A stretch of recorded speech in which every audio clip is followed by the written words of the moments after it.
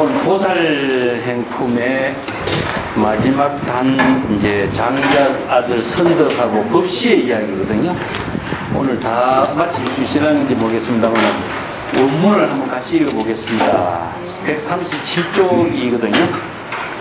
불고 장자자 선덕 여행의 유마일 문질 선덕 백불은 세존 아불감임 예피문명 수의자 응명 아서 자어부사 설대시에 공양 일체 사문 바람 급제외도 빙궁한천 고독의 이만칠일 시유만일 레이패중이하은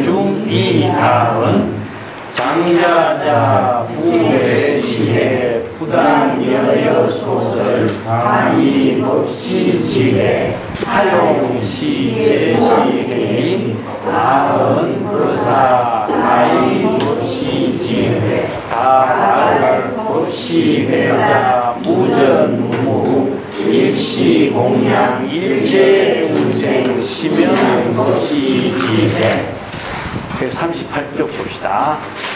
왈하이야 위이오이 기어자심 이구중생 기회의심 이지정법 기어이심 이석기의 애어사심 또 139쪽이요. 이석간당 기당바라니 이화번개 기시라바라니 이무화법 기찬제바라니 이신신상 기비리야바라니 이보리상 기선바라니 이일체지 기한야바라니 140쪽에 교화중생 이기의공 불사유의법 이기무상 시연수생 이기무작 토지정법 이방편력 이도중생 기사석법 이경사입체 기재한법 이연신명제 기상경법 어육명중 기사연법 어육파경 기질직신 정행성법 기어정명 심정환희 기원증성 부정환희 기조옥신 이출화법 기어심식 이어서행 기어나문 이무쟁법 기호한척 치양불회 기어연자 해중생각 기수행지 이구상호 급정불토 기복덕 지일체중생 신명영설법 기어지역 지일체법 불치불사 일일상문 기어대여 단일체 번뇌 일체장애 일체불선법 이일체선업 이어일체지혜 일체선법 이어일체조불법 여시선남자 시법시지혜 야보살 주시법시여자 이대시주 여기 일체세간공전 세조유마일 설시법시 바람중중 이백인 대발한화장상의신 아시신덕청정 탐이정육 예수의 유마일조 격해행난 제치제천 이상기 불성치 아원거사 원필납수 수의소여 유마일 내수영락 분자기분 지일분 시차해중 일체하거인 지일분 공비난성열에 일체대중 대경 방명국토 난성열에 무견영역 대의불상 연성자유 오대 사면음식 불자장대 시유마일 변신변이 무야시연 야시유 등심 시일체하의 유여여의 복전지상 무소분별 너무외이 불구하고 시정명활 부족없이 성중일체하의 변시신령 문기소설 대활안요라 삼각삼보시신 보아 무인 내피문지 여시제보살 각각한불 설리본년 칭술 유마일소원 대활 무인 내피문지. 자, 거기까지가 오늘 보살품의 마지막 단까지입니다. 여기서 이제 장자의 아들 선덕이 법시를 나누는 다해를 펼치고 있는 이야기를 중심으로 이제 하는데, 진정한 법시는 어떻게 해야 될 것인가 하는 것이 유마일과의 그 대화를 통해서 나옵니다. 자, 교재 137페이지 보겠습니다. 불고 장자자 선덕 여행의 유마일 문질하라.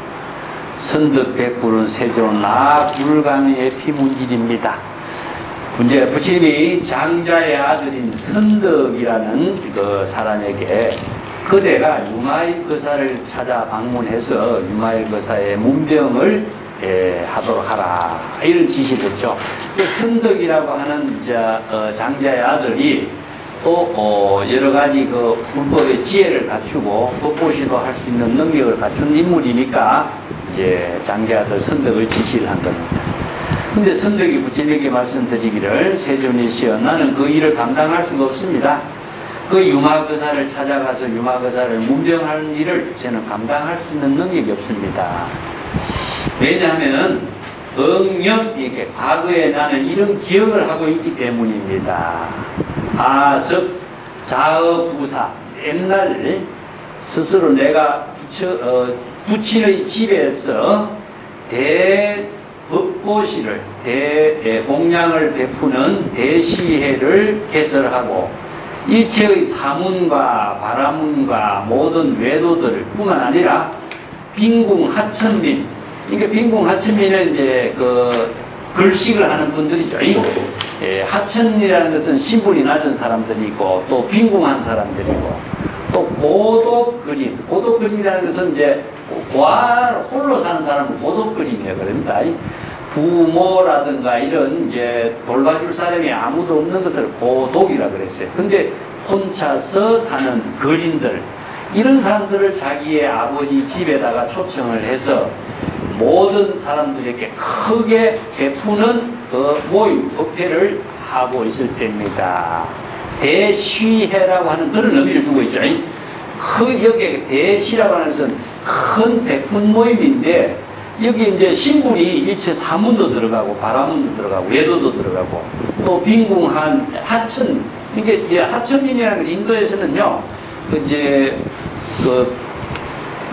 브라만 계통하고 왕족 이제 그 상급 계층의 인물인데, 하천민은 무엇이냐 하면은 이제 인도의 그 토착민들, 노예 층민들이죠. 지금도 그 하천민들이 그 주는 물도 그 상류 계급의 사람들을 받아 먹지 않아요. 부가충민이야 그렇게 해갖고 받아 먹지 않습니다. 그 신분이 낮은 사람들, 가난한 사람들, 그리고 고독은 홀로 사는 거지 행각을 하는 사람들, 이게 신분에 관계없이 자기 집에 자기 부친의 집에 이런 사람들을 다 초청해서 공양 베푸는 그 보시회를 실행하고 있을 때입니다. 그것을 며칠간 했느냐? 7일간 했다. 기만 7일. 7일 동안이나 없이 보시행을 하는 베푸는 일을 하고 있을 때입니다. 그때 유마일 거사가 그 대법시회에 참여를 해서 나에게 이런 말 했습니다. 장자자여 우대시회는 부당여여 소설이요 당이 법시지에. 자, 장자의 아들인 선덕이요 대법보시, 즉 많은 사람들에게 공양을 베푸는 그런 보시회의 모형은 그대가 지금 그대의 아버지 집에서 7일 동안 이렇게 많은 사문, 바라문, 외도, 빈궁, 하천, 고독한 거린을 다 모아서 이렇게 공양을 베푸는 이런 법시해를 해서는 안 됩니다. 그래서 왜 이렇게 법시해를 해야 되냐? 진정한 그 재물을 베푸는 보시행은 어떻게 해야 됩니까? 예? 그러니까 그 이제 어떻게 해야 되느냐? 이것은 이제 진정한 보시해고 재물을 베푸는 보시행을 어떻게 해야 될 것인가 하는 걸 질문했을 적에 그때 이제 장자 선덕이 그 사이에 어떤 것을 법시해라고 합니까? 이렇게 질문했어요. 그렇다면 당신이 생각하고 있는, 당신이 이해하고 있는 정법의 보시해, 법시해는 어떻게 해야 됩니까? 그때 유마거사가 다 말 겁니다. 여기 유명한 구절에 줄을 끊으세요. 법시해자라고 하는 것은 무전무후요. 일시에 공양하고 일체 중생하며 심형 법시지혜입니다. 이게 법시지혜의 중요한 이제 결론이라고 할 수 있죠. 법시해라고 하는 것은 여기서 이제 보시를 하는데 재물로 보시하는 것도 있고 법을 통해서 법시하는 것도 있고 또 무예시가 있는 것이죠. 세 가지 보시행 가운데 여기서는 재물을 베푼다거나 법을 베푼다거나 이런 많은 사람들에게 보시행을 한다라고 하는 것은 무전무후, 전후가 없다. 이건 뭐 전후라는 시간적인 이야기죠. 여기서 7일간이라고 하는 시간을 두고서 보시행을 했는데 전후가 없다. 시간을 두고서 보시행을 한다는 것은 있을 수가 없다. 왜냐? 시간을 둔다든가 공간을 둔다든가 이것은 어떤 거지? 유한이죠. 한계가 있는 거죠. 그죠? 예. 전후. 또 어디입니까? 자기의 아버지의 집이라고 그랬죠. 그죠? 부사. 그 장소입니다. 또 7일간이나 이런 보시행을 베풀었는데 시간과 공간에 두고 보시행을 하는 것은 이건 유한이 됩니다. 유한. 유한이라고 하는 것은 뭡니까? 내가 누구를 위해서 언제 누구 동안 무엇을 위해서 했다는 것이 한계가 나타나죠. 이것은 뭐냐면은 중생심으로서 아상인상이 있는 것이고 대상을 두고 있는 거죠. 여기에도 보면은 신분적으로도 보면은 사문, 바라문, 배도, 빈궁, 하천, 고도, 거린 신분으로서도 한계가 있는 것이고 대상이 설정되죠. 장소로도 자기 아버지 집에서 7일 동안 시간을 두고 있는 거죠. 이게 이건 유한과 대상을 벗어나지 못해요. 네. 그리고 또 하나의 무엇이냐? 모든 일에 대한 목적적인 사고가 남아있기 때문에 이런 보시행, 법시해를 해서는 안 된다. 이게 유마거사가 지적하는 겁니다. 그러면 어떻게 보시해, 법시해를 해야 되느냐? 법시해라고 하는 것은 전후가 시간적으로 전후에 구분을 두고 한계를 두서는 안 된다는 거죠.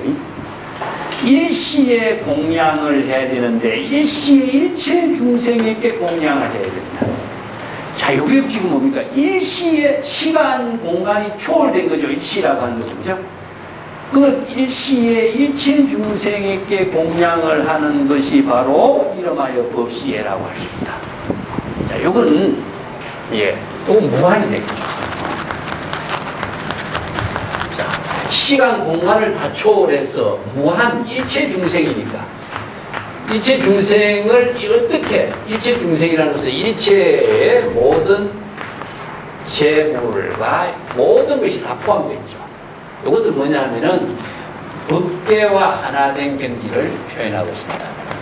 법계와 하나된 경지의 모든 중생에게 함께 공양을 할 수 있는 것은 무엇이냐? 바로 진여는 법계 일상이란 말씀입니다. 진여는 법계와 하나된 경지로 진여 삼매의 경지에서 보시행을 해야 된다. 즉 이것은 아상, 인상이 없어야 되고 대상을 설정하지 않아야 되고 시간적인 구분을 해서도 안 되고 공간적인 하나의 한계를 두서도 안 되는 거죠. 이게 일체 중생, 일체 재물에게 공간적인, 시간적인 한계를 초월해서 보시행을 할 수 있는 것이 진정한 법시해라고 할 수 있다. 이건 뭐냐면은 무한이기 때문에 무량이 되겠죠. 네. 무량. 또 하나는 무변. 이것이 바로 법계와 하나된 경지에서 진여 삼매의 경지에서 일체 중생과 일체 재불례력과 함께 일시에 동시에 불의의 경지에서 법시해를 이루도록 해야 됩니다.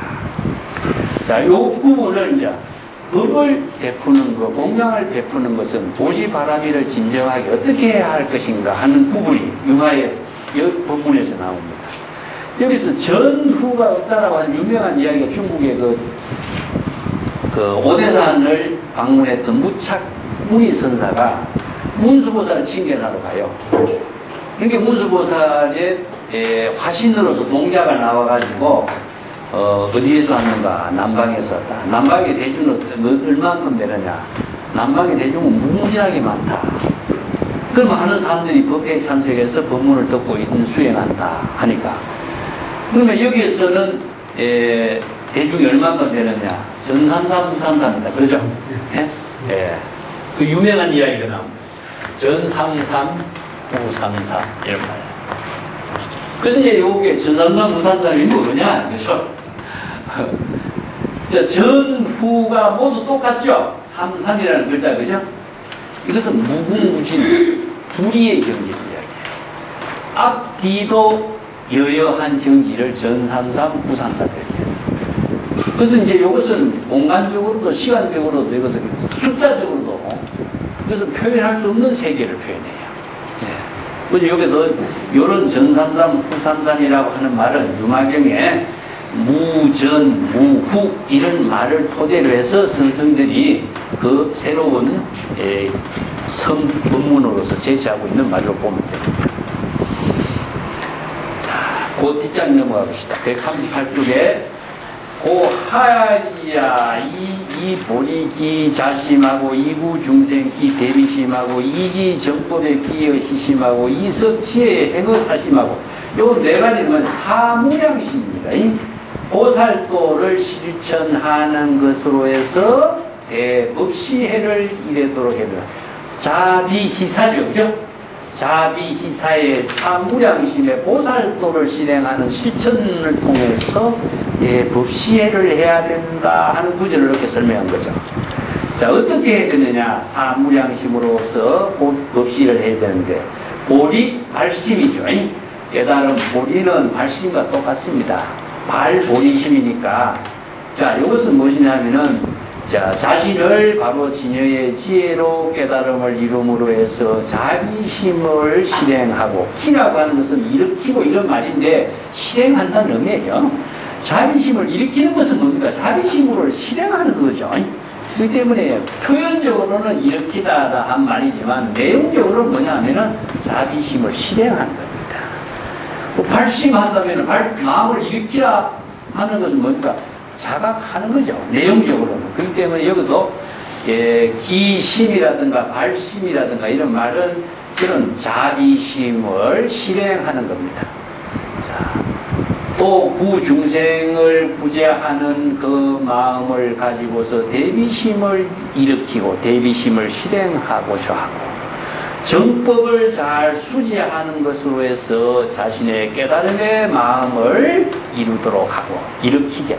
희심이라는 것은 법이 선열이기 때문에 법락의 그 마음입니다. 이게 희노애락이라든가 감정의 마음이 아니라 법이 선열의 마음을 정법으로 수지함으로써 정법을 깨달음으로 지혜로 작용함으로 해서 법이 선열의 마음이 이루어지도록 하는 것이 바로 법보시를 하는 것이요. 섭지혜, 지혜를 잘 수습함으로 해서 보시하는 마음을 실행하도록 하는 것이다. 여기에 사심이라는 것은 보시라는 뜻입니다. 이 자비희살직의 사는요, 보시를 말합니다. 네.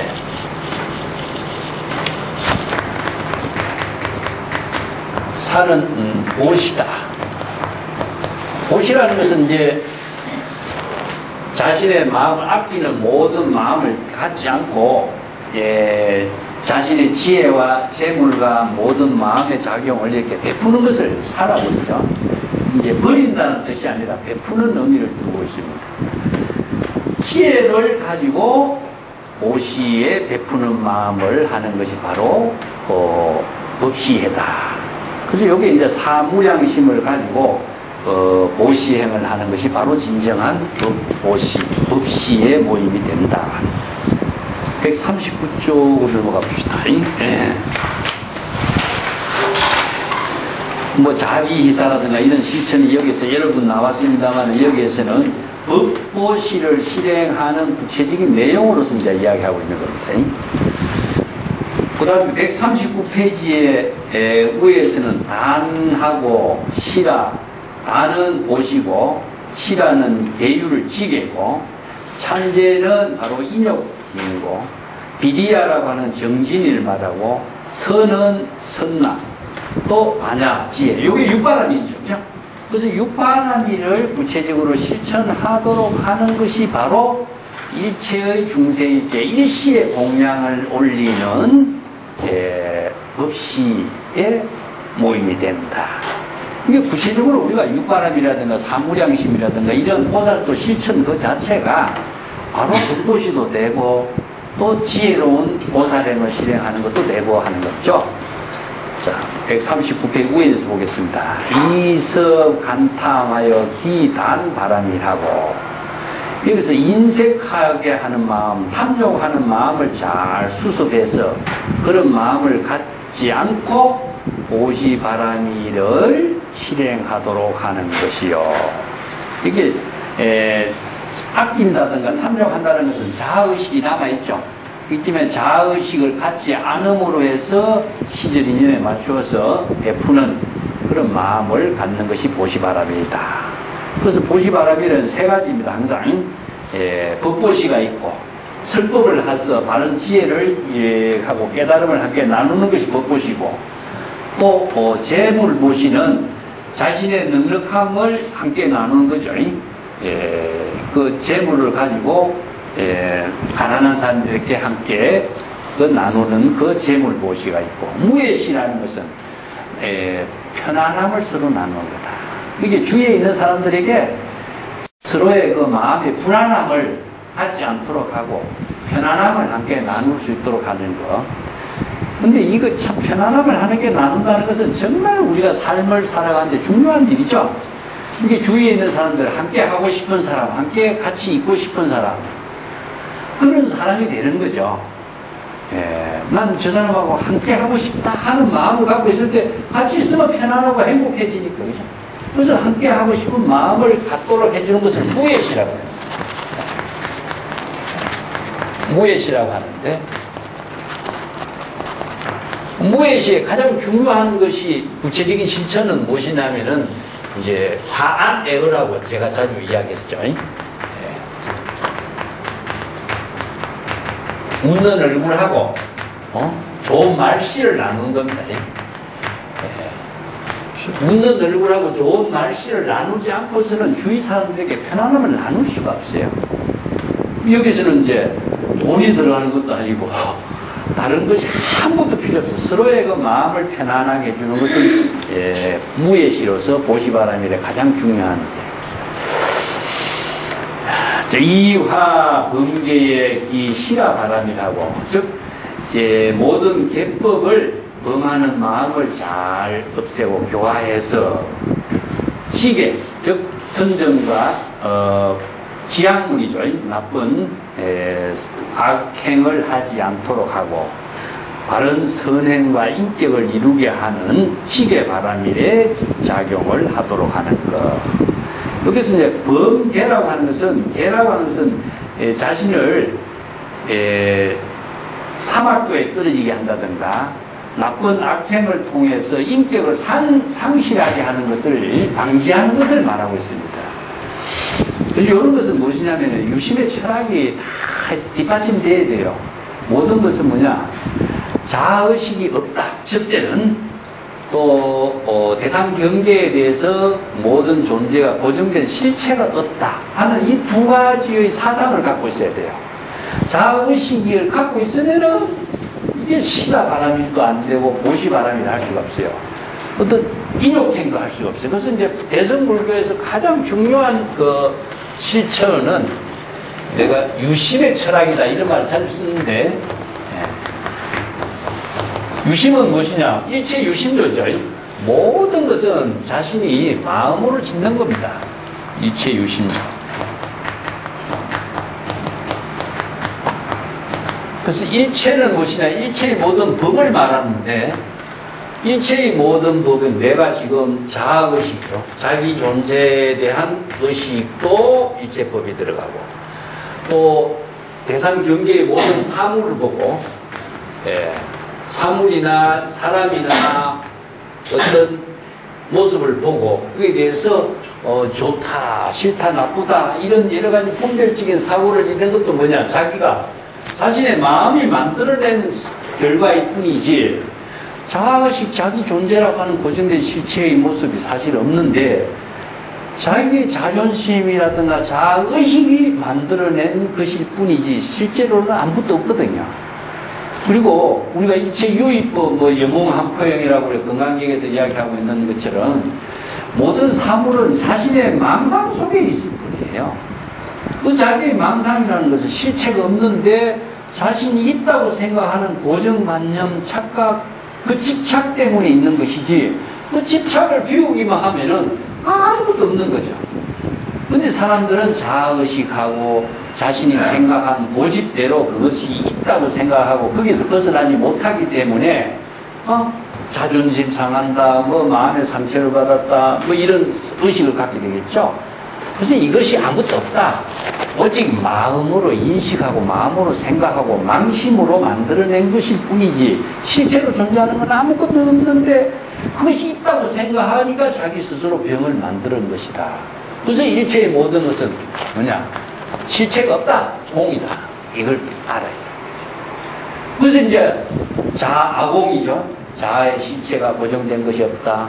의식의 대상 경계로서 존재하는 것도 의식 속에 의식의 그 스크린으로 거울에 나타나는 영상과 같은 것이지 없는 것인데 있다고 생각하죠.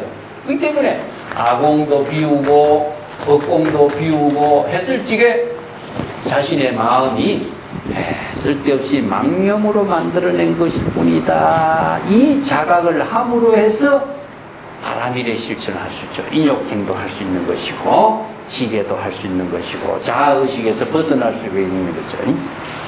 그래서 대성불교의 실천은 항상 참선의 수행에서도 이것이 기본이 되지 않으면 안 됩니다.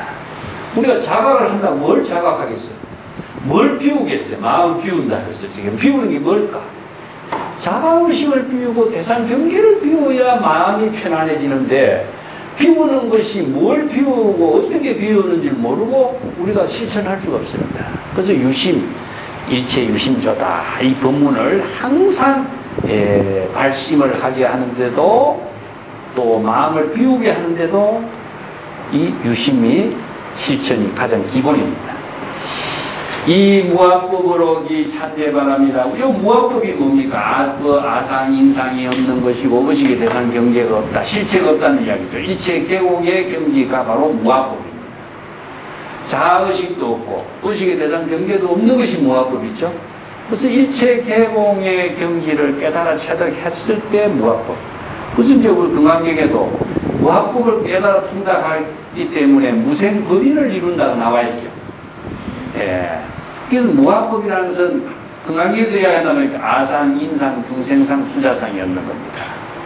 그래서 아상, 인상, 중생상, 수자상이 없는 것이 무엇이냐? 바로 아공이고 아공이 됐기 때문에 대상 경계가 실체가 없는 사실을 알기 때문에 자, 남이 나를 욕을 했을 때 자아의식이 없는데 그 남이 나에게 뭘 했다라고 하는 의식에 모든 것을 비워버리기 때문에 자연스럽게 인욕행을 이루게 되는 것이지 자아의식이 있으면 인욕행이 안 됩니다. 그 때문에 그 찬재 인욕 바람일을 실천한다는 것은 아상과 인상을 먼저 비워야 된다. 인욕의 도를 실행한 것은 불도 수행의 가장 근본인데 불도 수행을 이루기 위해서는 어떻게 해야 되느냐? 아상과 인상이 없어야 된다. 이것이 바로 유심의 철학을 통해서 아공, 법공을 이룰 때 대상 병제를 다 비우는 거죠. 그 내가 인욕에서 전에 그 붓다 이야기 한번 했죠.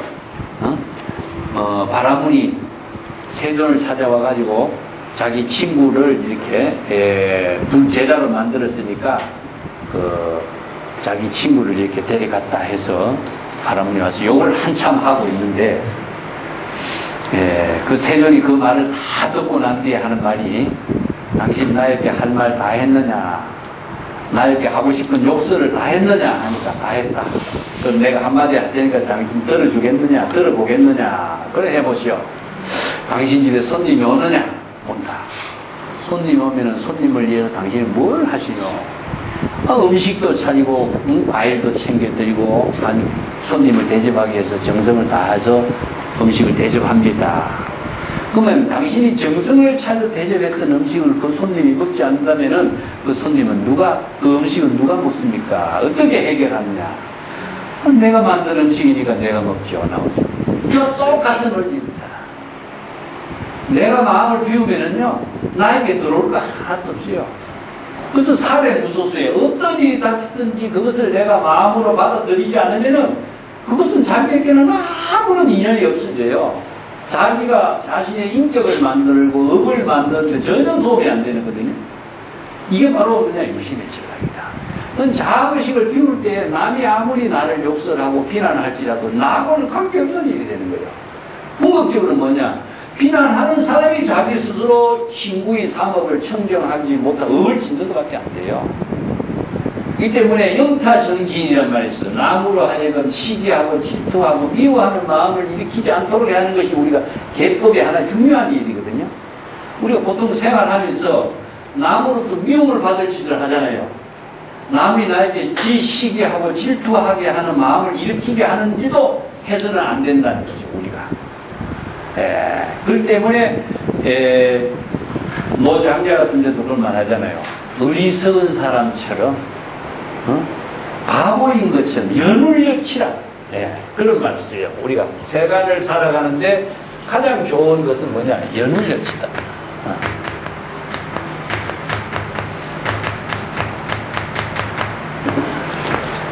누리라고 하는 말은 무엇이냐면요, 말을 잘 못하는 것을 누리라고 해요. 진울이라고 했죠. 보조 진울이라 했죠. 나는 말을 잘 못하는 사람과 같은. 이게 말을 잘하는 사람이 뭐죠? 보통 보면은 아주 똑똑해 보이고 그러는데 연우니까 말을 못하는 거라. 많이 보니까 말도 제대로 하지 못하는 사람. 그렇게 어리석어 보이는 거죠. 치는 무엇이냐 하면은 양치라고 합니다. 이걸 양치라고 하는데, 양치는 뭐냐? 그냥 어리석은 것이 아니라 바보스러움 같은 거야. 아주 어리석고 바보스러운 것 같이. 이런 사람이 보면은 주위 사람을 편안하게 해줘요, 사실상. 너무 말을 잘한다든가, 너무 똑똑한 차다든가, 너무 잘난 차면은 사람들에게 좀 불편함을 주는데, 이렇게 바보처럼 보이고 어리숙해 보이면은 주위 사람들이 그렇게 신경을 별로 안 쓰고 편안하게 해주는 거죠. 이게 이제 바로 어리석은 사람처럼 해주는 것이, 사는 모습이 가장 잘 사는 것이다. 그래서 노자에서도 이런 말 쓰죠. 노자에서도. 그 중국 스승들도요, 바보같이 이렇게 살아라. 그런 말을 쓰는 이유가, 그것은 뭐냐? 주위 사람도 편안하고 자신도 편안한 거예요. 자기가 아주 편안하게 사는 지혜라고 할 수 있어요, 지금. 우리가 응거라는 말을 쓰는데, 응거, 산중에 응거한다 이런 말 쓰죠. 그 응거는 산중에 응거하는 것이고 응거가 아닙니다.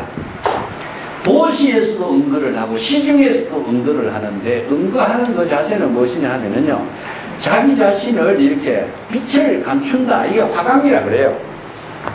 화강동진이란 말을 써요.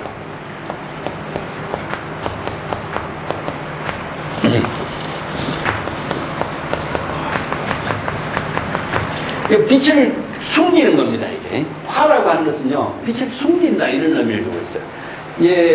보통 사람들은 빛을 막 잘난 체 하려고 막 하거나 빛이 잘 막 나서 내가 어떤 존재고 내가 어떤 것을 잘하고 막 이렇게 해서 막 밝히는데 숨기는 겁니다, 빛을. 이 빛을 숨겨버려요.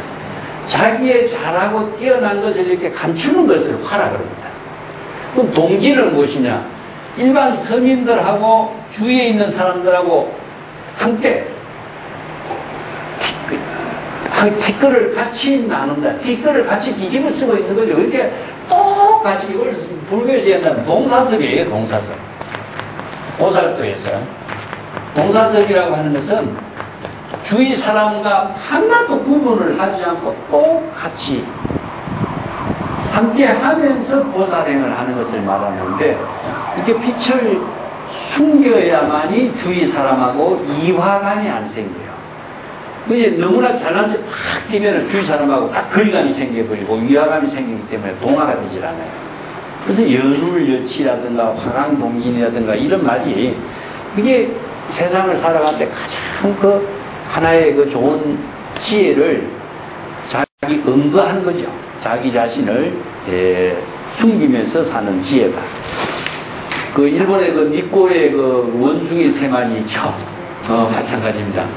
뭐 보고 싶은 거 눈 감고, 듣고 싶은 거 귀 막고, 하고 싶은 말 막고, 이게 바로 연울여치한 모습이다. 할 말 다 하고 볼 것 다 보고 하면은 시끄러워지는 거거든. 이렇게 자기를 숨기는 것이 바로 응거라는 겁니다. 응거. 응거할 때 자기 자신의 내실이 강해지고 내실이 더 충실하게 되는 삶이 이루어지는 거죠.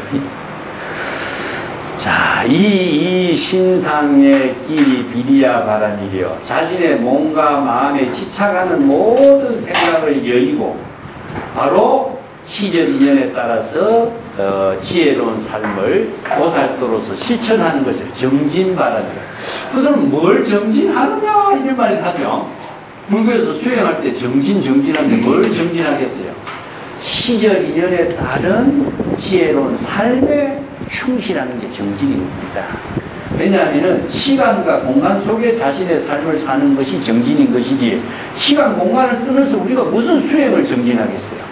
이제 시절 인연에 참아야 될 일이 있으면은 인욕행을 하고, 시절 인연에 따라서 베풀 일이 있으면은 베푸는 보시행으로 정진하고, 시절 인연에 따라서 선정을 통해서 지혜를 통해서 항상 보살도를 실행하는 것을 정진바람이라고 합니다.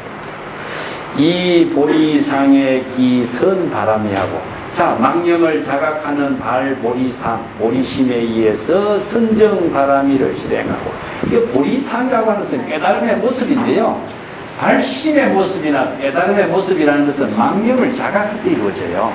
우리가 선정을 해라, 입정이라고 뜻해서 선정에 들어간다든가 이런 말을 쓰는데, 이런 말을 갖고 선정에 들어간다 하는 것은 참 애매하기 짝이 없습니다. 입정, 입선 이런 말 쓰거든요. 선정이 어디에 들어갑니까? 보통 보면은 절에서도 죽비를 치고 입정하면서 의식을 하거든요. 근데 어디에 들어가요? 그것은 망념을 자각하는 것의 입정이에요. 그 이제 유명한 현사하고 선생들의 대화가 있어. 암도의 대화가 있는데, 물소리를 듣는 그것을 통해서 임록 깨달음의 경지에 들어가라 그래요. 소리를 듣는 거죠. 물 흐르는 소리를 자각하는 것, 자각하는 그것이 바로 진여의 지혜인 것이고, 자각하는 것 자체가 바로 선정이 되고, 자각하는 지혜 작용을 지혜라고 그래요. 자각할 때 바로 선정이 되지, 선정이라고 해서 아무런 상태, 고요한 상태가 있는 것이 아니에요. 선정은 망념이 비워진 상태가 선정이고, 진여의 지혜가 작용할 때 선정이 되는 것이지, 선정이 고요한 상태라고 생각하는 것은 큰 착각입니다. 그래서 대성의 열반이라고 하는 것은요, 지혜가 작용하는 열반이지 열반 적정의 경지가 따로 존재하지 않습니다. 그렇기 때문에 입정이라든가 선이라든가 것은 바로 망념이 다 소멸된 경지는 바로 망념을 자각할 때 소멸돼요. 그래서 보리상은 발심한 모습입니다. 발심한 모습 그 자체가 바로 선정바람이를 실행하는 것이요. 제가 초발심이 정각이라고 했죠. 똑같습니다. 요 구조는. 이 일체지로서 기 반야바람이라고, 일체지라고 하는 것은 일체종지라고도 해요. 우리가 이산 해연선사 발언문에서 일체종지를 이루어지다 이런 말을 하거든요. 일체지라고 하는 것은 부처의 지혜를 말하는데 일체종지라고 합니다. 종류가 다양한 지혜죠. 그래서 부처의 지혜를 일체지, 일체종지라고 하는데 일체종지를 두 가지가 있어요. 하나는 무엇이냐, 근본지가 있고 방편지가 있습니다. 그래서 지혜의 종류를 나누면은, 자, 근본지는 진여에 부족되어 있는 진여의 지혜이기 때문에 이것은요, 선정의 세계를 말해요. 우리의 근원적인 본래의 지혜입니다. 이것은 진여 자성에 부족되어 있어요. 이것은 이제 근본지 본래지라고 합니다. 본래지라고.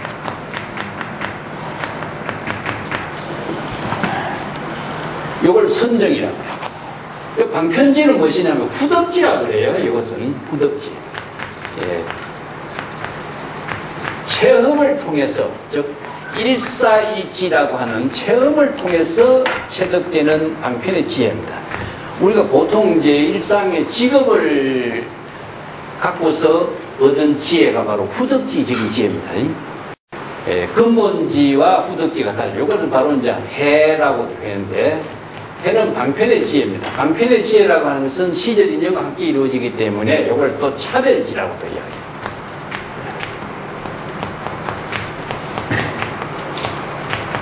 그래서 차별지하고 이것을 나눌 수가 없어요. 그래서 선정과 지혜를 이렇게 합쳐가지고 일체종지라고도 표현합니다. 그 일체지를 통해서 반야바라미를 이루고, 그래서 보리를 발심해서 보리심이 되면은 근본지를 이루어요. 우리가 초발심시 정각이라고 해주죠. 환경에서 이야기하는 초발심이 정각이다 할 적에 이것은 근본지입니다. 근본지를 이루는 거예요. 그래서 망념을 자각했을 때 근본으로 되돌아가거든요. 선정의 경지를 이루는 것입니다. 그런데 근본지를 가지고서는 방편의 지혜가 이루어지지 않기 때문에 근본지에 따라서 바로 체득되는 지혜가 후덕지라고 해요. 그래서 근본지와 후덕지라고 쓰고 본래지와 방편지라고도 쓰고 이런 표현을 그래서 씁니다. 이걸 이제 전체를 합쳐서 일체지, 일체종지라고 해요. 그래서 이제 반야의 지혜를 이루도록 하는 것. 자, 요 1단이 139페이지 요 1단은 뭐냐면 육바라밀 수행입니다. 보살도의 육바라밀의 실천에 의해 가지고 법시해를 이루는 것이고, 앞에서는 사무량심을 갖고 법시해를 이룬다고 그랬죠. 그죠? 자, 140쪽에 한번 보겠습니다. 140쪽에 교화증생의 이기여공하고 국사유의법의 이기무상하고 시연수생의 이기무작하고 요 세 가지는 무엇이냐? 3해탈문이에요. 자, 거기에 공, 무상, 무작이 나오죠. 그죠? 요게 이제 3해탈문이라고 합니다. 네. 자, 해탈의 깨달음의 경지를, 해탈 열반의 경지를 이제 3해탈문이라고 합니다. 해탈은 어디에서 이루어지죠? 네? 중생의 망념에서부터 해탈한 거죠. 그죠? 그래서 해탈은 다름 아닌 열반의 경지나 같아요. 그래서 해탈 열반은 함께써요. 야, 중생의 번뇌 망념에서 초월된 것이 해탈인 것이고, 망념의 고통에서 초월 벗어난 것이 해탈인 것이고, 해탈된 경지가 따로 있는 것이 아니라 바로 열반의 지혜가 작용하고 있는 세계와 같이 이루어져요. 그래서 해탈 열반이 이루어지는데 그걸 세 가지의 3해탈문이라고 해요. 자, 중생을 교화함으로 해서 일체 계공의 경지를 이루도록 하고, 그래서 중생을 교화하는 것 자체는 아공, 법공을 통해서 바로 지혜로운 보살도를 실행하는 거거든요. 그래서 일체 개공을 이룬 경지에서 진여산매에서 열애의 지혜를 통해서 교화하고 설법을 하는 것인데, 이제 여기 우리가 법문을 할 때 금강경에서 설법을 어떻게 해야 된다고 했느냐? 무법 가설이라고 그러거든요. 무법 가설이라고 하는 말처럼 설법을 자의식이라든가 아공, 법공을 다 비운 경지에서 진여의 지혜로 진여의 법을 설해야 되는 것이 설법이지, 자기 주장을 갖고 이렇게 설법하는 것은 설법이 아니에요. 그렇다면은 진정한 진여의 지혜를 깨닫도록 설법해주는 그 경지가 바로 여기서 중생을 교화하는 것이 되겠죠. 그래서 중생이 그 설법을 듣고서 아공, 법공을 함께 이루는 경지가 바로 일체 개공을 이룰 수 있는 해탈을 이루게 하는 법문이 됐죠. 그래서 금강경에 바로 사구계의 법문을 위타인서 남에게 설법을 해서 그가 바로 깨달음을 체득할 수 있도록 해야 바로 그는 바로 저기의 열애가 된다 그럽니다. 그런데 자기의 주장을 남에게 설법한 것은 설법이 아니다. 그렇기 때문에 깨달아서 중생을 교화해서 해탈 열반의 경지를 아공, 법공을 이루도록 하는 경지를 체득하는 것이고, 두 번째는 불사유의법의 이기무상이요. 유의법이라는 것은 중생의 분별심으로 작용하는 것을 말합니다. 즉 유의법을 버리지 않고 무상의 경지를 깨달아 체득하도록 하는 것. 이건 뭐냐면요, 취사선택을 벗어난 걸 말합니다. 보통 우리가 참선 수행을 하거나 도를 버리고 해탈을 이루도록 하거나 하는 것은 이게 불법 수행에서는 없어요. 자, 번뇌 망념을 깨달아 체득한과 동시에 고에서 벗어난과 동시에 해탈이 동시에 이루어지죠. 불의의 묘용이 동시에 이루어지는데, 망념을 없애고 깨달으면 얻어야 되겠다고 이렇게 수행하면요, 영원히 해탈을 이루지 못해요. 네, 그렇기 때문에 우선 취사가 다 없어야 됩니다. 이걸 취사심이라고 하는데, 취하려고 하는 마음하고 버리려고 하는 마음을 가지고 수행을 한다는 것은 수행이 이루어지지 않습니다. 이런 마음은 하나를 버리고 하나를 취하려고 하는 그 생각은 누가 하느냐? 자기가 해요.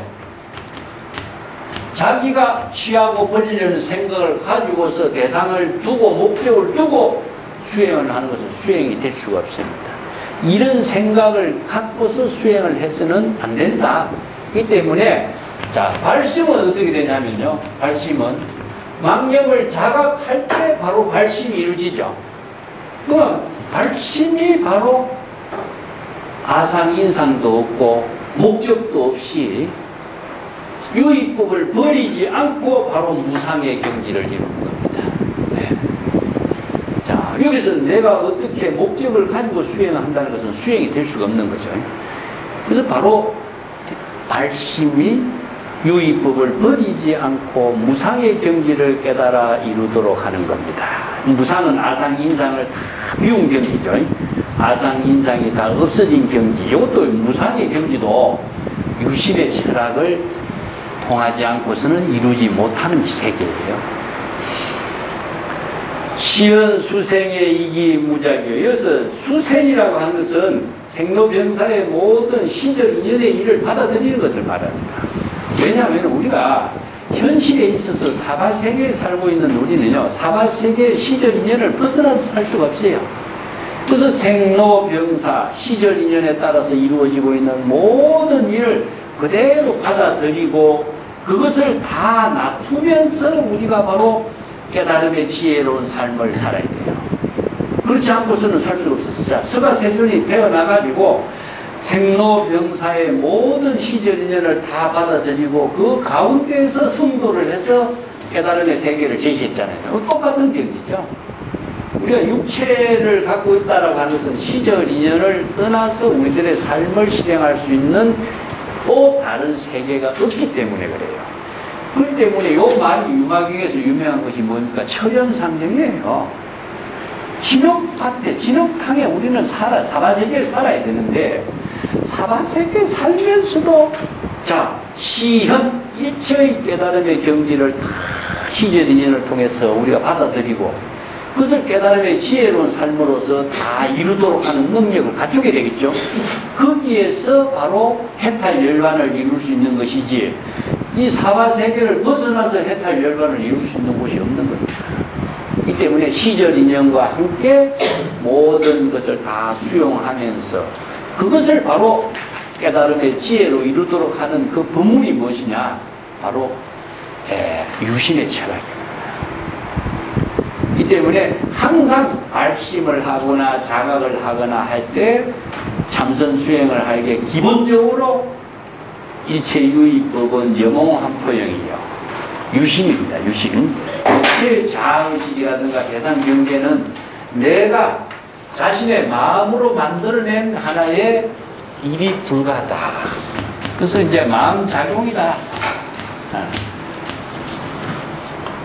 자, 마음 작용밖에 없다.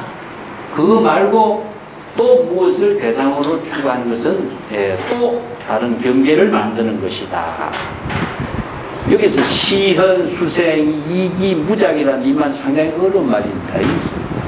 수생은 생로병사 시절인연의 모든 것을 다 받아들여서 깨달음의 지혜로서 이루는 겁니다. 그런데 그것을 대상 목적으로 목적으로 삼지 않아요. 무작이라는 것은 삼해탄문은 무엇이냐? 공, 무상, 무원 이 세 가지인데 같은 내용이라고 할 수 있어요. 공, 무상, 무작.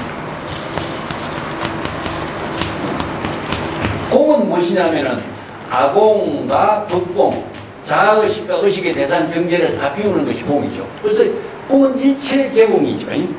일체 개공을 이룬다라고 하는 그것도 유심의 실천에 의해서 가능한 거죠.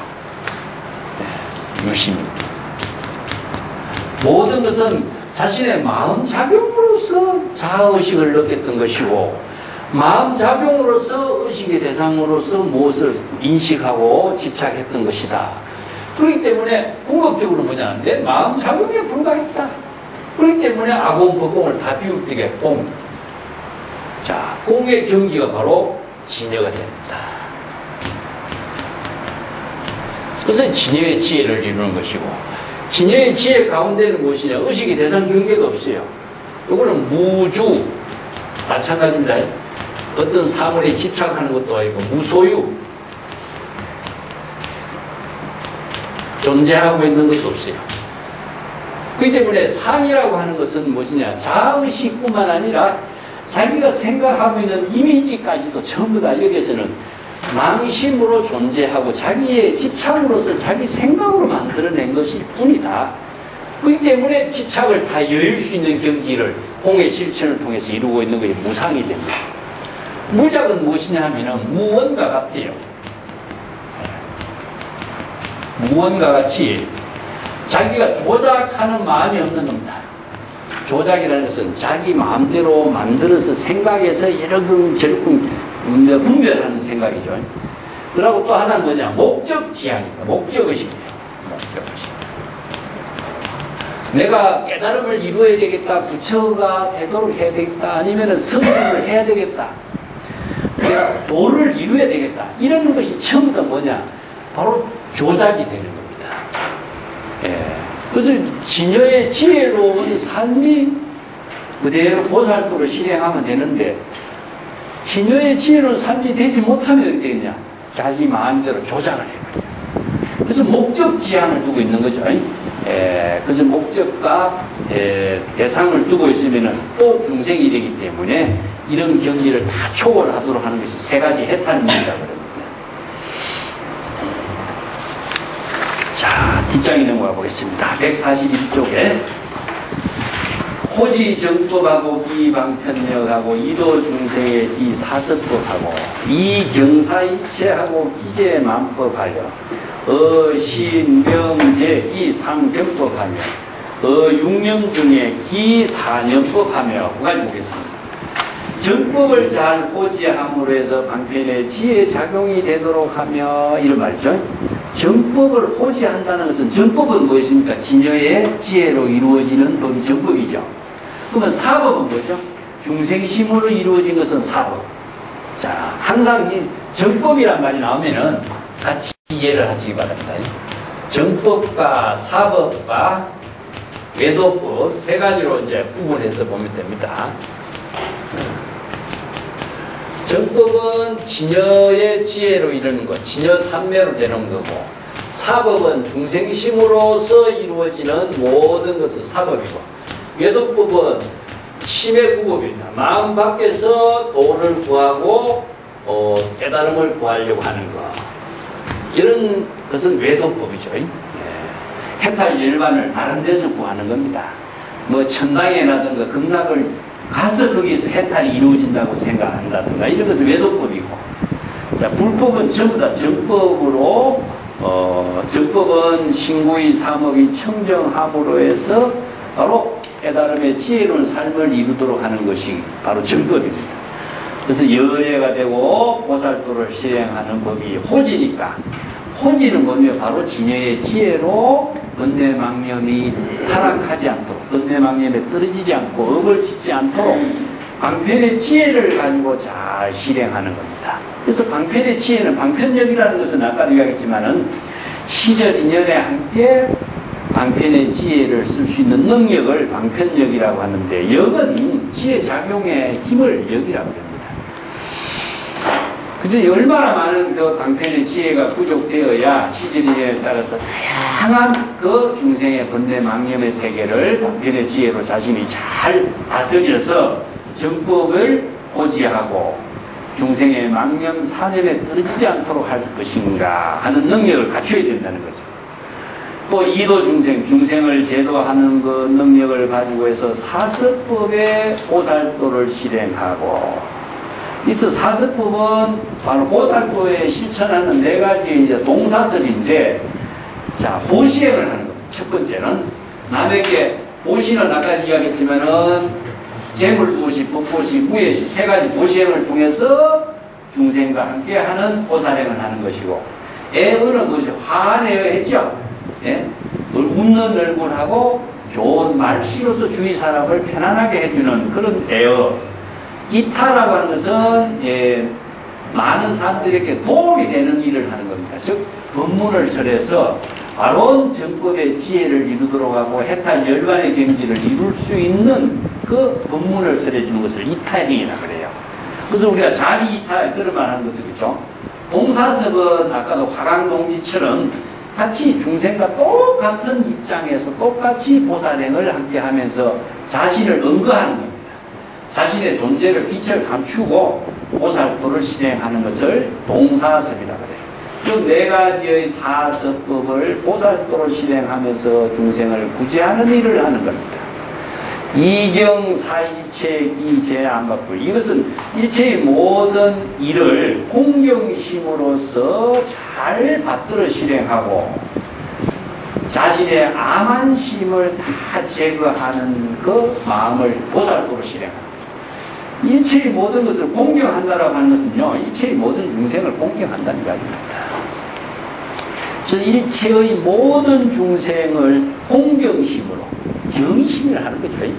이게 공경한다는 것은 자신을, 남을 공경함으로써 자신의 존재가 비하된다든가 이런 뜻이 아니라 자신의 위대한 인격을 이루도록 하는 것을 공경이라고 해요. 우리가 부처님께 애를 올리는 것을 공경이라고 하는데, 공경한다라고 하는 것 자체는 자신이 인격을 이루는 하나의 구체적인 행이 되겠죠.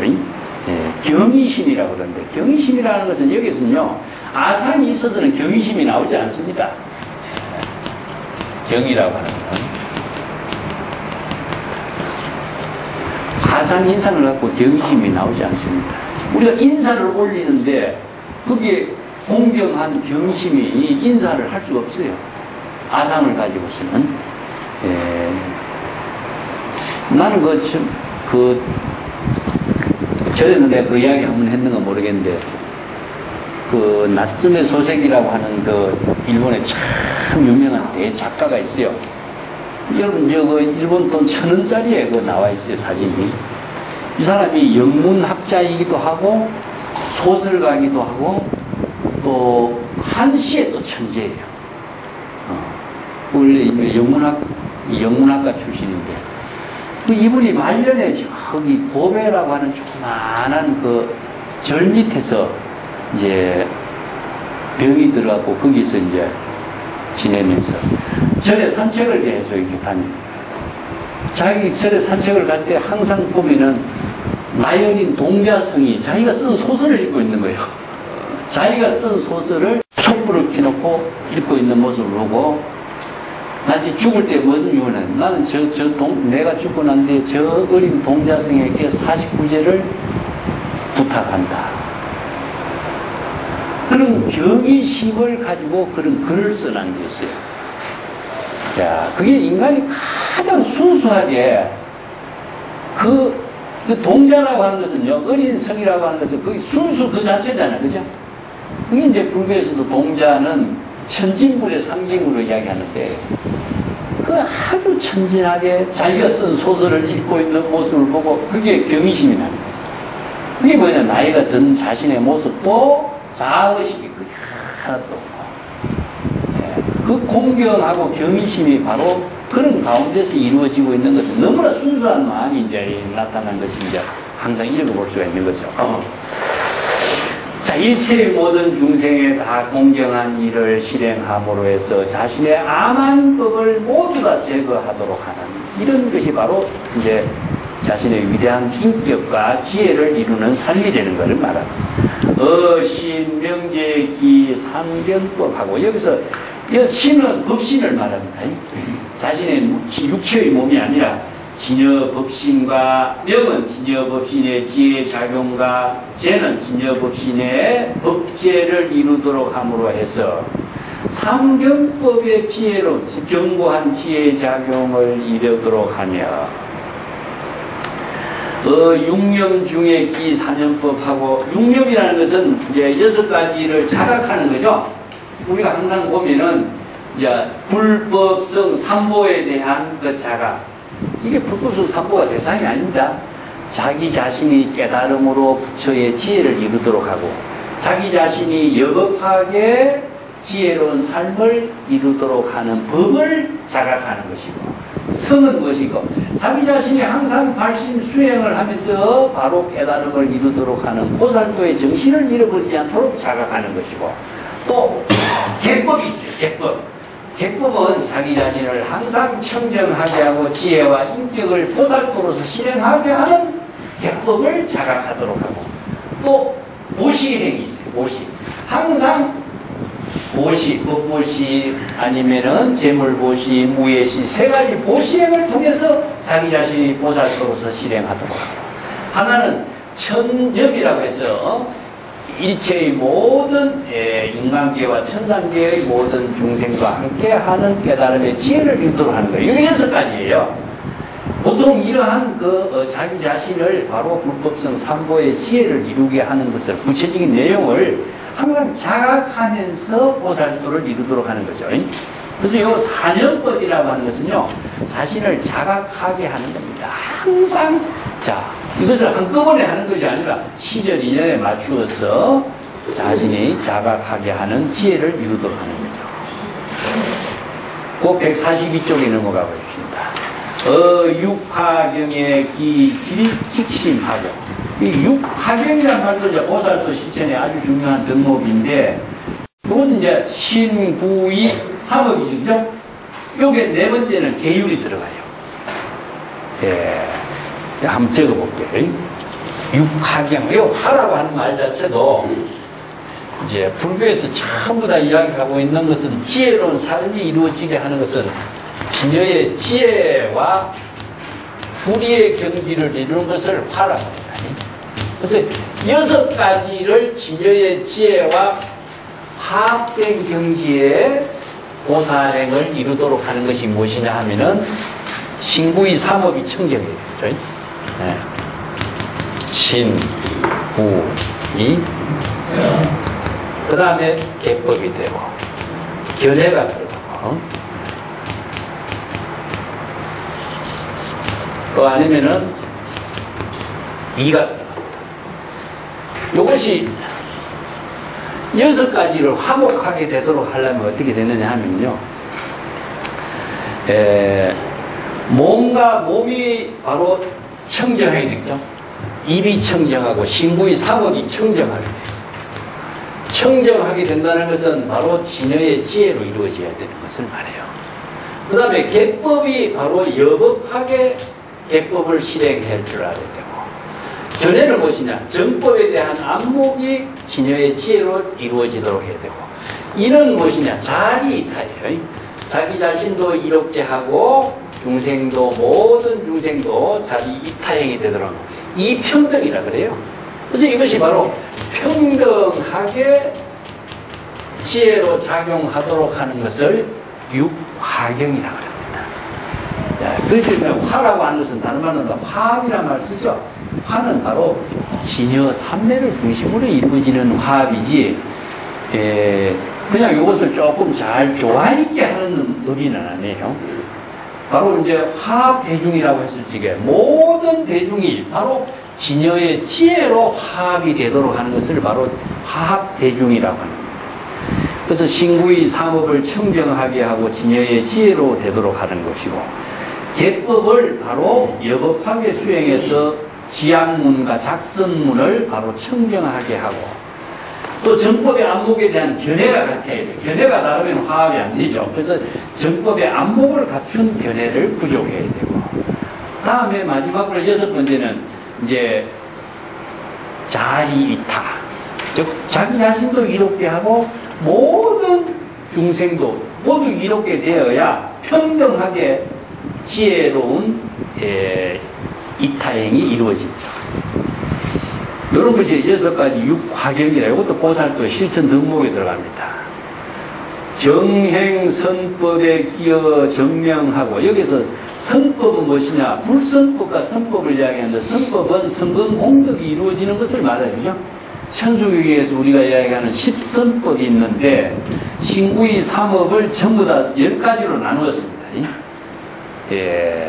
몸으로 행동하는 것을 3가지, 입으로 행동하는 것을 4가지, 탐진치를 3가지, 그래서 10가지를 성근공덕을 이루어지고 지혜로 이루어지는 그 덕행을 실행하는 것을 선법을 올바르게 실행함으로 해서 청정한 진여의 지혜 작용의 생명이 되도록 하고, 명이라고 하는 정명은 항상 진여의 지혜의 생명 작용을 명이라고 합니다.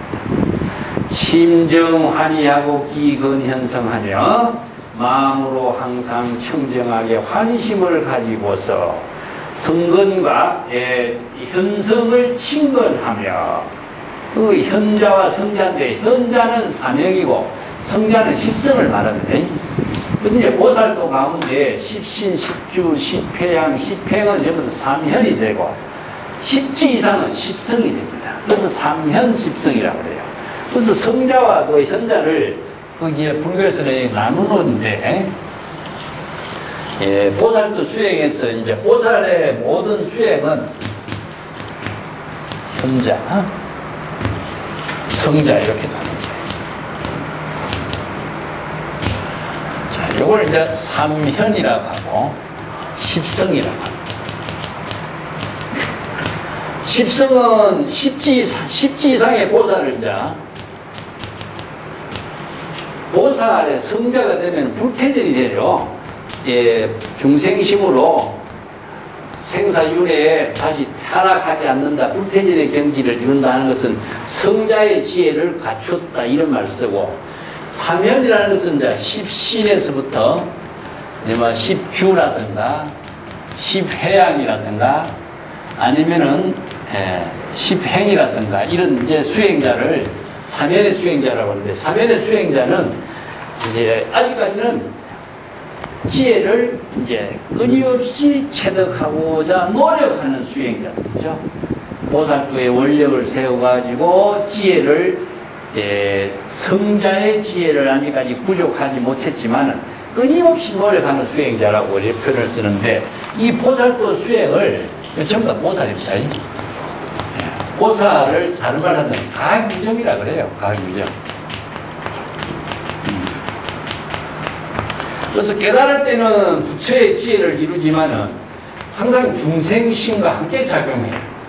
그렇기 때문에 부처와 중생의 관계가 항상 같이 이루어져요. 그래서 보살은 업식심을 지니고 있다. 그제 기실론에서도 보살은 업식심을 갖고 있다. 왜 업식심을 갖고 있느냐? 아무리 보살이라고 성자의 보살이라고 할지라도 망념을 자각할 때는 뭡니까? 업식이 작용하는 거라. 네. 그래서 망념이 자각할 때는 업식심이고 망념을 자각해서 깨달을 때는 부처인 것이죠. 이 때문에 끊임없이 수행과 깨달음이 계속 함께 작용해요. 그래서 이제 각 유정이란 말, 보살이라고 하는데, 그럼 부처는 무엇이냐? 부처는 무엇이냐? 이체 망념이 없는 상태라고 해요. 그래서 망념을 자각할 때는 업식심이 작용하지만 부처의 지혜가 작용할 적에는 일체 망념이 없는 겁니다. 그래서 부처와 보살의 부분을 이렇게 나누어요. 그래서 이제 처음에 수행을 지금 하고 있는 단계의 수행자는 바로 사면이라고 하고, 수행의 힘이 익은 상태에서 10지 이상의 보살은 북태진의 경지를 이루는 성자의 지혜를 부족했다. 이렇게 해서 이걸 보살도 수행을 이렇게 구분을 합니다. 그래서 이게 현성 이렇게 해요. 금강경에서 일체 현성은 무의법으로 차별한다 나오죠. 여기도 현성을 그래서 나와요. 현자와 성자를 말합니다. 그죠? 부정악인의 기조복심하고 나쁜 사람을 미워하지도 않고 좋아하지도 않고 이것을 초월하는 거죠. 그래서 자기의 조복심을 다 이렇게. 여기서 뭐냐면은 미워하거나 좋아하면은요 조복심이 되지 않습니다. 분별심이 떨어져 버려요. 자기 중심에 좋아하고 싫어하는 차별심이 낮이죠. 그렇기 때문에 여기서는 남의 잘못을 보지 말라 이 말을 이제 경전에서도 쓰는데, 남의 잘못을 보는 것 자체만 해도요 내가 망념이 일어나 버려요. 그래서 보지 말라 하는 것은 무엇이냐? 자기 자신을 청정한 지혜로운 삶이 되도록 하는 하나의 방편 법문이죠. 그래서 조복심은 항복심하고 마찬가지로 망념의 일어나지 않도록 하는 것인데, 망념이 일어나면 어떻게 조복해야 될까요? 그러면 발심이죠. 발심밖에 없습니다. 발보리심밖에 없어요. 망념이 일어나면은 발심하고 발보리심을 통해서 유심의 실천을 통해서 망념을 전부 다 소멸시키는 것이 바로 아공법공이 되는 겁니다. 망념을 없애야지 없애려 가면 절대 안 없어져요. 그냥 그거는 가만히 두고 발심으로 조복을 사는 겁니다. 그래서 금강경에서 우리가 첫 번째 문화 항복기심, 어떻게 이 망념을 항복시킬 것인가, 이것은 말 안 듣다가 삼략삼보심밖에 없어요. 발심으로서만이 해결하는 수밖에 없는 겁니다. 그래서 아까 이야기했지만 유의법을 버리지 않고 어떻게 깨달음을 이루느냐, 그것은 발심밖에 없습니다. 이 출가법으로 기여심심하고, 자, 출가라고 하는 것은요, 이체 세속의 모든 법을 다 초월하는 것이 출가이기 때문에 세간의 법을 모두 다 뛰어넘어 해탈을 통해서 심심의 경지를 이루도록 하고 진여 본심의 지혜를 이루도록 하는 겁니다. 이와 같이 여법하게 설법하는 것을 여실하게 실행함으로 해서 다문의 지혜를 이루도록 하고, 다문이라는 것은 많은 설법을 듣는 게 다문입니다. 여시아문하는 거예요. 여시아문을 함으로 해서 바로 신수봉행이 이루어지고 방편의 지혜를 부족하는 수행이 되기 때문에 다문이 바로 수행입니다. 뭐 법문을 그냥 많이 듣는 거, 그냥 말로만 듣는 것이 아니라 법문을 듣고 그 지혜를 이루도록 하는 거죠. 옛날에는 다 그렇게 수행했어요. 이제 설법을 많이 들은과 동시에 바로 그 지혜를 깨달음을 이루었던 것이죠. 그래서 이제 책을 뭐 사유를 한다든가 설법을 듣고 깨달음을 이루게 하는 것이 다문에 의해서 이루어지는 겁니다. 이 무쟁법으로 비공한처하고, 무쟁법은 바로 번뇌 망념의 다툼이 없는 것이기 때문에 마음속에 번뇌 망념이 일어나지 않는 것이 무쟁입니다. 이게 무쟁삼매란 말이 금강경에도 나오죠. 무쟁삼매란 말이나 진여삼매란 말이나 같습니다. 그래서 다툼이라는 것은 어디에 있느냐? 번뇌 망념이 일어나면 동시에 번뇌 망념 속에 다툼이 일어나요. 이 때문에 남과 다투는 게 아니고 자신의 마음속에서 망념과 망념끼리 다투는 거예요. 그럼 망념과 망념의 다툼이 일어나지 않도록 하는 것은 무엇이냐? 우리 진여의 근본으로 되돌아갔을 때의 망념의 다툼이 없어진 것이죠. 그래서 무쟁법이라는 것은 진여법이나 똑같습니다. 다툼이 없는 진여법을 깨달아 체득함으로 해서 그 진여의 깨달음의 경지가 바로 공안처인 것이다. 공안처는 무엇이냐 하면요, 바로 번뇌 망념이 텅 비워진 경지, 정토를 말합니다. 정토. 이 한, 공, 이 세계는요, 번뇌 진여의 세계나 같은 말입니다. 한, 도인, 공한처 이런 말씀인데 이걸 공간적으로 표현하는 것이고 바로 정토의 경지, 깨달음의 세계, 그게 불경계나 같은 말입니다. 이걸 공간적인 표현으로서 표현해요. 깨달음의 경지를 시간적으로 하는 것은 이제 삼재라고 하는 것은 일념이라는 말로서 초월된 것을 이야기하지만 깨달음의 경지를 공간적으로 표현할 적에는 정토, 한 이런 말을 씁니다. 그래서 한, 공, 한, 척 이런 말 쓰죠. 예. 이게 여러 가지 세계관적으로 보면요, 얼마나 스케일이잖아요, 그죠? 앞으로 이제 유마경 뒤에 부분에 가면은 수없이 많은 부처의 세계, 보살의 세계가 등장하는 이 많은 보살의 세계가 어디에 있느냐? 네? 전부 다 진여 법계 속에 있습니다. 자, 이것을 어떻게 이런 스케일로 설정했느냐면요, 우리가 지금 지구에 살고 있는 우리 지구 공간만 해도 어마어마한 세계잖아요. 그죠? 근데 우주의 지구보다 더 큰 세계가 얼마나 많습니까? 이게 불교는 우주적인 스케일에서 이 불교의 모든 세계관을 실정합니다. 그렇지만 그것은 어디냐? 바로 마음속에 있는 세계를 표현합니다. 여기에서 공한처 이런 말 쓰면은요, 우리가 초암이라든가 침이라든가 열반 적정의 세계라든가 이것을 공간적으로 표현하는 것인데 바로 정토의 세계나 같은 의미입니다. 시항불해 기여 연자하고 부처의 지혜를 실행함으로써 진여 본심의 경지에서 연자하는 작용을 이루고, 연자는 바로 자도량 정자처나 똑같습니다. 이게 선정의 세계를 연자라고 하는데 이런 표현들이 이제 앞에서 우리가 윤방경에서 연자라는 말이 나왔죠, 그죠? 연자는 같은 말이 좌도량이란 말도 쓰고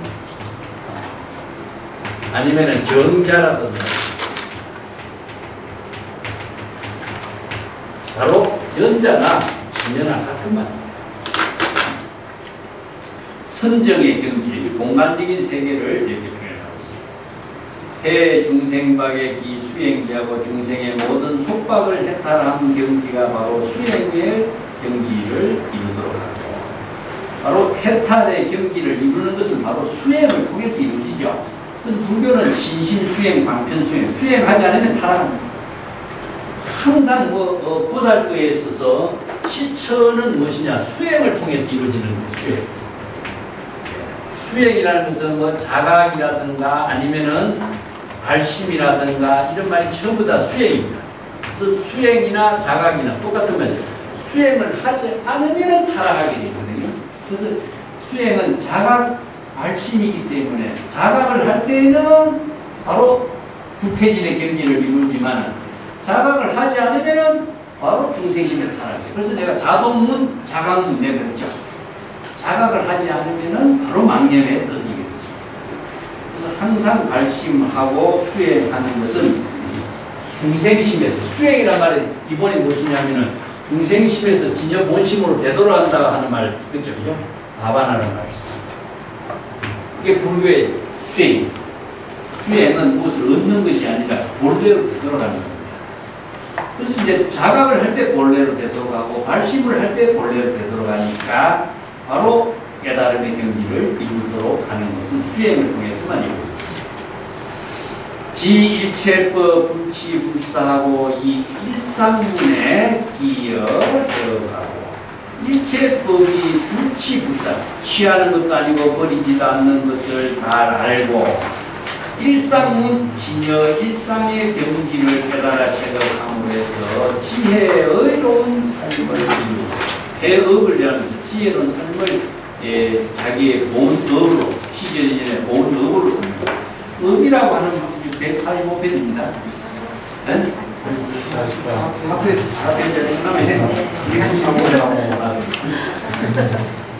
144편이 밑에가 남아있는데 이구상호의 그 정불투하고 이 복덕하고 이것은 이제 상호를 부족한 거죠. 상호는 30 이상 80종을 상호를 하는데 이 상호가 언제 이루냐? 지혜로운 삶을 이룰 때 상호가 이루어져요.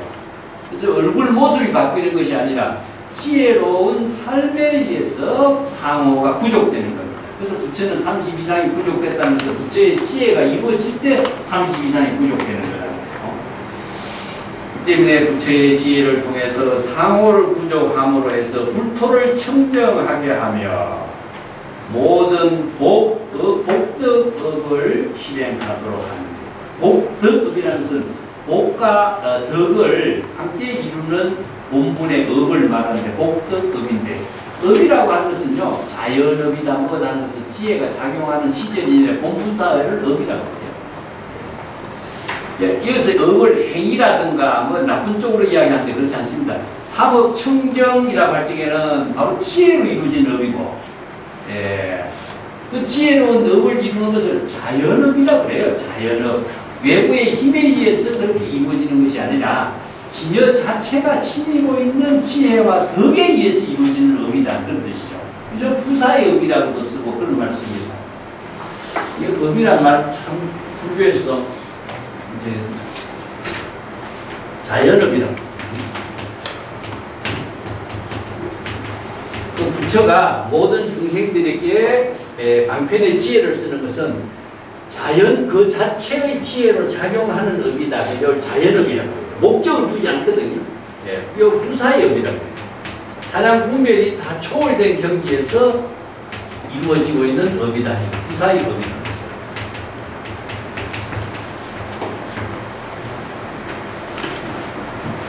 여기서 복덕업이라는 것은 복과 지혜의 공덕을 다 부족한 본분사의 지혜작용의 업이다. 그런 의미입니다.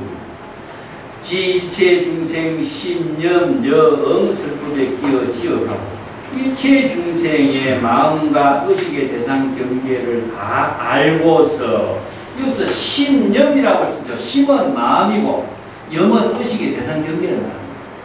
자신의 마음과 자신의 마음 대상으로서 인식하고 있는 세계까지를 다 알고 거기에 맞추어서 일체 중생의 번뇌 망념을 잘 알고서 이 말이죠. 신념은 그런 의미죠. 이걸 나누면은 주관적인 마음과 의식의 대상 경계를 이렇게 신념이라고 하는데 함께 합치면은 뭐죠? 일체 중생의 번뇌 망념의 작용을 모두 다 알고서 거기에 맞추어서 영설법, 거기에 맞추어서 설법을 하는 겁니다. 이게 중생의 병이 무엇인가를 잘 알고 그 병에 맞추어서 약을 처방해서 중생을 구제하는 것. 그것이 바로 설법이죠. 그런 설법을 함으로 해서 지혜작용의 업을 실행하고 그래서 지혜작용의 업이 아까도 이야기했지만 방편의 지혜입니다. 그게 항상 지혜란 말이 나면은 전부 다 방편의 지혜로 이해합니다. 지혜작용. 우리가 육바람일 가운데서도 지, 바람일, 반야바람일은 방편의 지혜를 의미하고 있습니다. 여기서 자연업으로서 일체 종지의 지혜작용의 공분사의 업을 실행하고 자, 이제 145쪽이 넘어가십니다. 일체법에 대해서 취하고 버리는 것을 다 초월할 줄 알므로 해서 진여 일상의 법문을 깨달아 체득할 때 지혜로운 자기 본분사의를 실행합니다. 그래서 진여만이 일상입니다. 일상. 일상, 일행삼매, 일상삼매 이런 말을 써요. 진여는 하나이기 때문에 우리이기 때문에 이런 말을 써요. 진여는 둘이죠. 둘이를 다듬만 한다면 1이 되거든요. 이 때문에 이걸 일상이라고 하고, 2라고 하고, 일행이라고. 그래서 일상삼매라고도 하고 일행삼매라고도 하고 진여삼매라고도 합니다. 삼매라고 하는 것은 진여의 지혜가 이루어진 것을 말해요. 그래서 일상은 바로 하나의 모습으로서 작용하고 있는 것. 일행은 진여 하나의 지혜로 작용하는 삼매. 그런 의미를 일상삼매, 일행삼매 이런 말을 써요. 그래서 진여 일상문을 깨달아서 지혜작용의 공분의 작용을 실행하고 이체 번뇌와 이체의 모든 중생의 지혜를 장애하는 것을 모든 일체 불성법을 모두 다 차단함으로 해서 이체 선업을 실행하도록 하고 그래서 이제 중생의 일체 번뇌 또 장애라고 하는 것은 번뇌장 소시장입니다. 바로 지혜를 장애하는 것이기 때문에 장애라고. 그 다음 이체 불선법은 선법을 실행하지 못하게 하는 것이기 때문에 불선법이 되겠죠. 이게 번뇌 망념을 말합니다. 그래서 중생의 일체 번뇌나 일체 모든 불선법을 다 차단함으로써 일체 선법을 실행하도록 하는 것이고 일체 선법은 일체 선건 공석을 이룰 수 있는 업을 말합니다. 이덕 일체 지혜 일체 선법 기어 일체 조 불도법이요 일체의 지혜를 깨달아 체득하고 일체 선법을 깨달아 체득함으로 해서 일체의 모든 법을 불도를 이루는 법으로서 다 조화 있게 도와줄 수 있도록 하는 것이다. 이것은 방편의 지혜를 다 구족하는 것을 말합니다. 조라고 하는 것은 방편의 지혜를 가지고 일체 불도를 실행하도록 하는 것을 말합니다.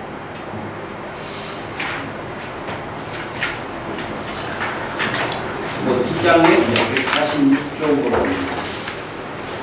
여시 선남자시 법시시대에 야고살 주시 법시회자는 이 대시주의 제3간 목적입니다. 이와 같이 선남자여 법보시를 실행하는 그런 모임에서 만약에 보석이 이와 같이 법시회를 실행한다면 대시주가 될 것이요 즉 일체 세간의 복정이 될 수가 있는 것이 됩니다. 이게 법보시를 통해서 대시주가 된다라고 하는 것은 일체 중생을 모두 다 중생의 번뇌 망념의 고통에서 또 생사 열반을 열반의 경지를 깨달아 체득할 수 있는 그 인연을 맺어주는 것이거든요. 이게 법시입니다. 그래서 이보 등락의 인연을 맺어주는 것이 법시지. 이런 대법회를 그래서 이루는 거죠. 옛날에 보면은 뭐 무차대회를 이라든가 팔관제회를 이룬다든가 큰 법회를 열어요. 이게 뭐죠? 왜냐면은 그 법회를 공공연하게 열어야 많은 사람들이 동참을 하게 되고 그 인연을 맺어주거든요. 그래서 인연을 맺어주는 해를 법회라고 합니다. 세존이시여 유마경, 유마일은 이와 같은 설법을 할 때에 바람 중에 200여 명하고 200여 명이라는 사람들이 모두 다 최상의 깨달음의 경지를 이루는 발심을 하게 되었습니다. 그리고 나도 그때 마음이 바로 청정한 경지를 이루게 되면서 한 미정유야 일체 지금까지 그런 일을 경험하지 못했던 일을 나도 경험했습니다. 이 미정유라는 말은 그런 의미입니다. 지금까지 전혀 경험하지 못했어. 근데 융화의 법문을 듣고서 마음이 그렇게 청정하게 되고 그 청정한 깨달음의 경지를 이룰 수 있었던 그런 사건이 지금까지도 한 번도 경험하지 못했던 일을 경험하게 됐습니다. 그런 이야기죠. 그리고 개수의 유마해족 모두 다 머리를 조아려서 유마일의 발에다가 최상의 애를 올리고 그리고 적시 영락 구설 보배죠. 영락이라는 구설의 보배를 목에다가 그 잠금했던 것을 영락 구설 보배를 풀어가지고 그 영락 구설 보배의 가치가 얼마 되느냐면은 100천만 금이나 되는 그 가치가 있는 영락 구설 보배를 풀어서 유마그사에게 그것을 올렸어요. 그것을 이제 고시를 합니다. 공양을 올린 거죠. 근데 불검치요 유마그사는 그것을 받으려고 하지 않았다 이런 거예요. 그게 선덕이라고 하는 그 자기가 가지고 있는 그 보배 구슬을 고시를 했는데 유마그사는 그걸 받으려고 하지 않았다. 그래서 내가 그때 말했습니다. 거사시여 원필 납수의 수의 여소야소서. 원하건대 내가 올리는 이 공양을 납수 받아들여 주소서. 그리고 그대 뜻대로 그 이 보배를 다른 사람들에게 나누어 주도록 하소서. 이런 말입니다. 당신이 갖고 있고 싶지 않으면 그 내가 주는 보시를 다른 사람에게 주도록 하시오. 다른 사람에게 나누어 주도록 하세요. 이런 의미죠. 유마이 그 수영약하고 군작 이분하여 지1분에 시 차의 중 일체하 근인하고 지1분에 공피 난성열에 하여 일체 중에 개견 광명부하고 난성열에 우견 주영에 제피불상에 연성 사주고대하고 소매는 사이에 불상장이죠. 유마의사는 그리고 하니까 이 영락구슬을 받아들이고서 선덕이 보내지 올린 영락구슬을 받아들이고서 그것을 둘로 나누었습니다. 분작이분하여 한 부분 둘로 나눈 거 하나를 가지고서는 이 법회에 참석한 가운데 제일 가난한 거린에게 그것을 나누어 주고 또 하나를 나눈 반부는 난성열에게 보시를 올렸습니다. 난성열에 보시를 올리니까 그때에 그 법회에 모여있는 모든 대중이 난성열의 국토에 광명이 환히 비춰진 모습을 모두 다 신견할 수가 있었고 이런 말이죠. 또 그 보배의 구슬이 그 국토 난성열에게 올린 그 보배의 구슬이 바뀌어서 4개의 큰 기둥의 보배의 기둥이 되었습니다. 그리고 사면에 장음으로 잘 장식한 모습이 스스로 장애가 되는 가리워진 모습이 하나도 없이 그대로 다 드러난 모습을 이 법회에 참석한 사람들이 모두 다 보고 확인할 수가 있게 돼요. 여기 앞에 견이 나오죠. 개견, 우견 이런 말을 해서 이 법회에 있는 사람이 그러한 사실을 모두 다 직접 눈으로 확인하고 볼 수 있게 된 사실을 말해요. 유마의사의 시통력이죠. 자, 난성열에게 올린 그 보배의 구슬이 4개의 큰 보배의 기둥, 누각을 바치는 기둥이 되었고 그 사면에는 그것도 보배로 잘 장엄된 모습을 갖추고서 서로서로가 장애되지 않는 모습을 다 볼 수 있다는 사실을 유마의사의 그 신변을 보게 됩니다. 그 밑에 구절에 이제 뭐 나와요. 그때 유마의 현 신변이 작시연하여 약시주 등신 시체체 그리 체하그리 유여연의 복전 이상 무소 분별하여 더무 대비에 율구하고 시정병활 풍족 없이요.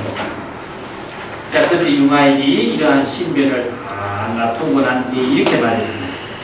만약에 시주하는 사람들의 마음이 평등하고 시주 일체의 모든 제일 가난한 사람들에게 그 시주하는 물건을 베푸기를 마치 열애가 복전을 가지고서 분별하지 않고 모든 베푸는 모습이 대비의 평등심으로서 베풀어서 과부를 구하지 않는 것 이와 같이 될 때 이것을 부족법시라고 합니다.